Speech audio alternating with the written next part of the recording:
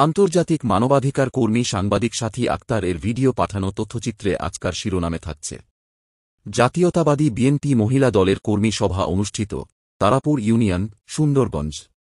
গাইবান্ধার সুন্দরগঞ্জ উপজেলার তারাপুর ইউনিয়নে অনুষ্ঠিত হল জাতীয়তাবাদী বিএনপি মহিলা দলের এক গুরুত্বপূর্ণ কর্মী সভা।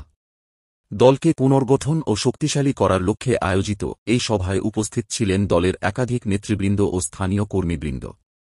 সভায় প্রধান অতিথি হিসেবে উপস্থিত ছিলেন সুন্দরগঞ্জ উপজেলা মহিলা দলের সাহসী ও পরীক্ষিত নেত্রী, দুর্দিনের রাজপথের সৈনিক মোছাম্মদ বিউটি বেগম।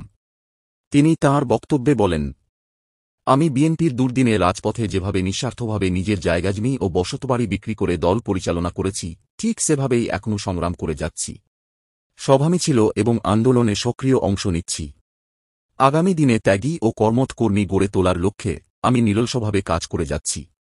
দলকে সুসংগঠিত ও শক্তিশালী করার লক্ষ্যে আমরা ঐক্যবদ্ধ। সভায় বিশেষ অতিথি হিসেবে উপস্থিত ছিলেন গাইবান্ধা জেলা মহিলা দলের সাংগঠনিক সম্পাদক মোছাম্মদ লাইলি বেগম। তিনি উপস্থিত কর্মীদের উদ্দেশ্যে বলেন, দলকে সুসংগঠিত রাখতে হলে আমাদের প্রত্যেককে দায়িত্বশীল হতে হবে। প্রতিটি ইউনিয়ন ও ওয়ার্ড পর্যায়ে সংগঠনকে বিস্তৃত করে কার্যকর ভূমিকা রাখতে হবে।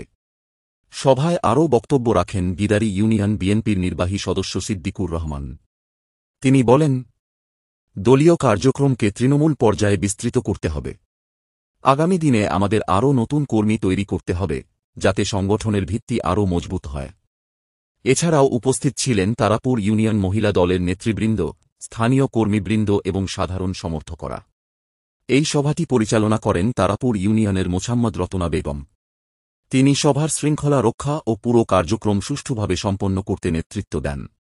সভায় বিভিন্ন ইউনিয়ন থেকে আগত নেতাকর্মীদের সরব উপস্থিতি এবং তাদের অংশগ্রহণে প্রমাণ মিলেছে আগামী দিনের আন্দোলন সংগ্রামে জাতীয়তাবাদী বিএনপি মহিলা দল একটি দৃঢ় ভিত্তির ওপর দাঁড়িয়ে আছে।